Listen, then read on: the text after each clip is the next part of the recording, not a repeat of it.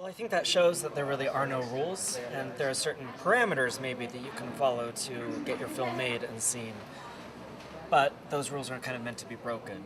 And when people say, "Oh, your movie needs cast," well, there are great movies that have no cast that perform.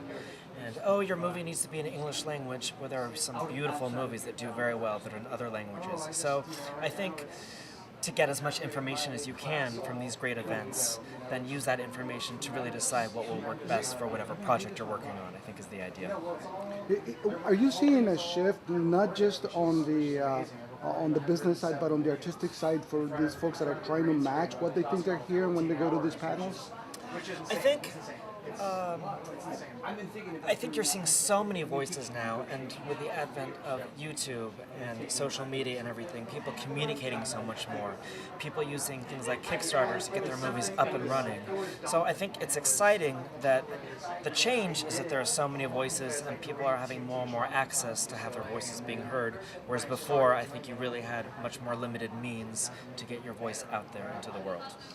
When they look in, I hear also what's your audience with this.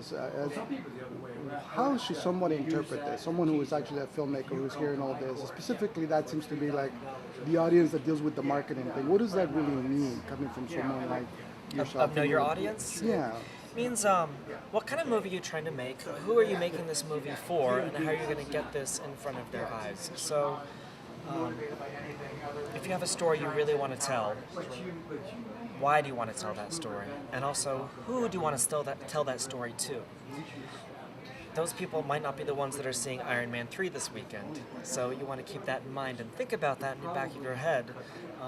If you try to make a movie for everybody, you're making a movie for nobody. So if you're going to make a serious drama about a woman who's pregnant by the wrong guy or something, who's going to be interested in that movie? Who's seen movies like yours before? And then how are you going to access that audience? If that makes any sense. Yeah, yeah. And if you're looking now at the new crop of filmmakers, what is the one thing that you think, and saying one thing, and then I'm already making a mistake there. What are some of the things, some ingredients that you think they need to consider as they start their path into filmmaking? Right. I think what's always helpful is a very good story and really taking the time to develop your script and making sure that you have a fantastic story when you go into it, because that's the thing that audiences are often going to remember the most. They want to be surprised at the movies and also satisfied. And that does not mean always a happy ending by any stretch of the imagination, but it means they're going to feel like they spent a good time for the past hour and a half, 2 hours at your film. So you really want to keep the audience in mind and don't want to make anything too alienating for the sake of your art.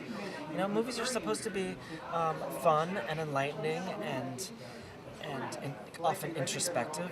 And you want to just make sure that you're giving them, making them think, and making them glad that they spent time with your film. Thank you so much. Of course. Thank you. Thank you. I appreciate it. You're welcome. All right.